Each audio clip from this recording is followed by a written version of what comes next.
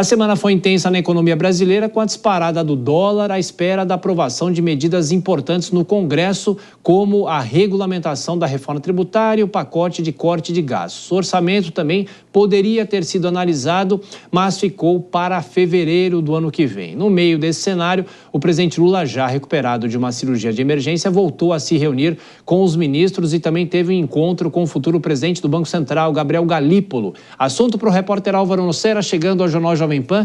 Como é que foi, Álvaro, esse encontro de Lula e Galípolo? Boa noite para você, bem-vindo e bom trabalho.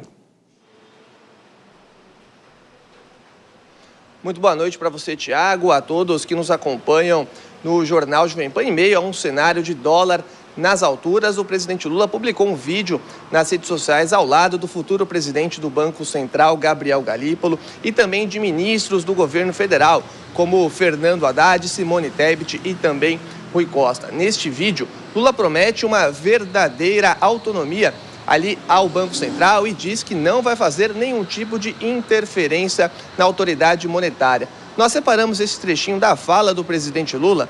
Vamos acompanhar. Eu quero que você saiba que você está aqui por uma relação de confiança minha e de toda a equipe do governo.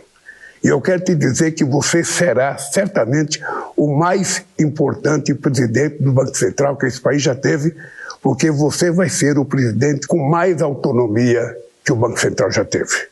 Porque eu tenho certeza que pela tua qualidade profissional, pela tua experiência de vida e pelo teu compromisso com o povo brasileiro, certamente você vai dar, sabe, uma lição de como é que se governa o Banco Central com a verdadeira autonomia.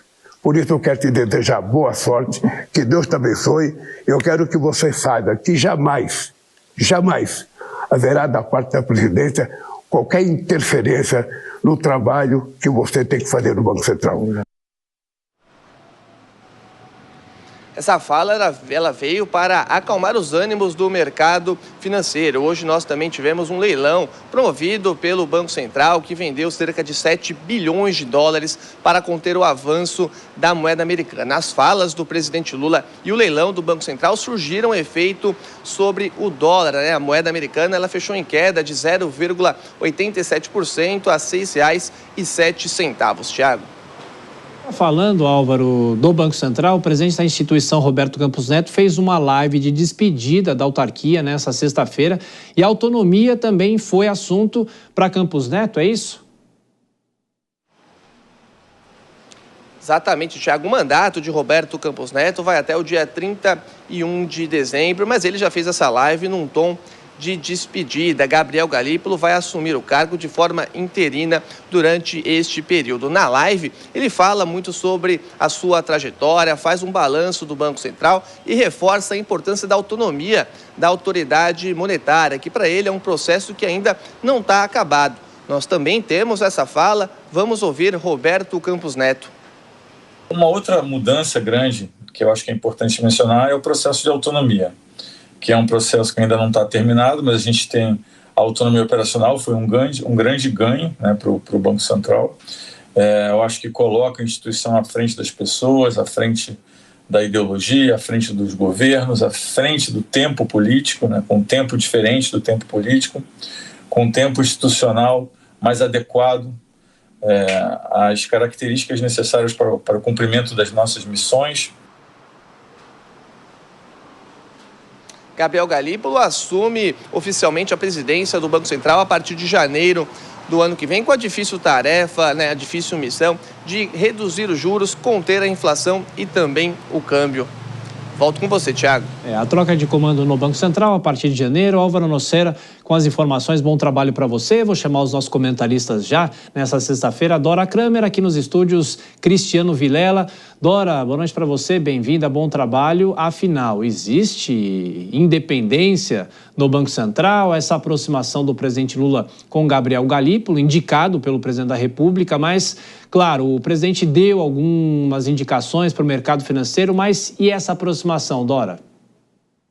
Boa noite, Thiago. Boa noite, Vilela. Boa noite a todos. Pois é, foi interessantíssimo esse vídeo. Bom, quanto à autonomia, é claro que foi uma fala dirigida realmente ao mercado, porque não cabe ao presidente garantir ou deixar de garantir a autonomia. Ele estaria ferindo a lei, porque isso é uma lei votada e aprovada pelo Congresso, e a autonomia do Banco Central independe do presidente, da vontade do presidente. Por isso que eu digo que ela foi incluída exatamente para dar esse recado. E por que eu digo que o vídeo foi interessante? Porque ele, evidentemente, ele foi montado, ele foi orientado, feito já sob uma nova orientação de comunicação do Palácio do Planalto, porque até na semana passada o presidente Lula falava o contrário, disse numa entrevista ao Fantástico, fez ataques aos juros altos, que é a coisa mais grave que acontece no país, aliás, a única coisa são os juros altos, e hoje ele se senta entre o Gabriel Galípolo